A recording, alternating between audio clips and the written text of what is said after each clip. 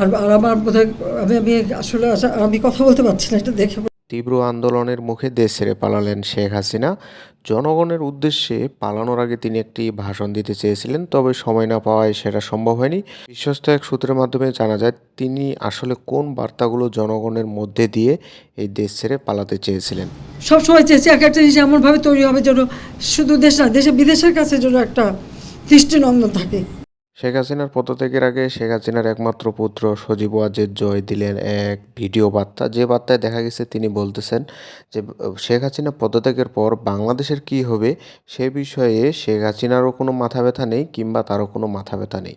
অর্থাৎ তিনি বলতে চেয়েছেন যে শেখ হাসিনা পদত্যাগ করলে সেই ক্ষতিটা জনগণেরই হবে, বাংলাদেশের হবে। এ কথাটাই তিনি বোঝাতে চেয়েছেন।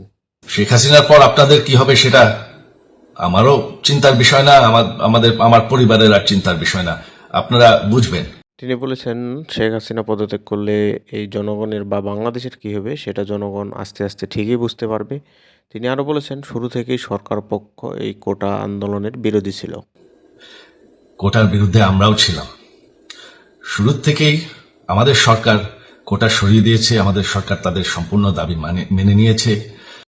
শেখ হাসিনা জনগণের জন্য পলায়নের আগে যে বার্তাটি দিয়ে গেছেন সেটার কোনো অফিসিয়াল সোর্স নেই, তবে বিভিন্ন সংবাদ মাধ্যম এবং কিছু সোর্সের মধ্যে জানা গেছে যে তিনি বলেছেন জনগণের উদ্দেশ্যে যে অপশক্তির হাতে ক্ষমতা ছাড়তে এক প্রকার বাধ্য হয়ে দেশ ছাড়লাম, তবে আমি আবার ফিরে আসবো জনগণের মাঝে এবং আপনাদের মাঝে।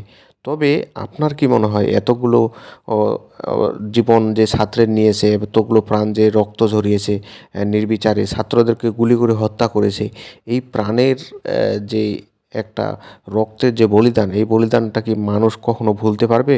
ভুলে গিয়ে এই শেখ হাসিনাকে মেনে নিতে পারবে? আপনার কাছে কি মনে হয় অবশ্যই কমেন্ট করে জানাবেন। ভিডিওটা ভালো লাগলে লাইক করে দিবেন। সকল আপডেট পেতে চ্যানেলটিকে সাবস্ক্রাইব করে দিবেন।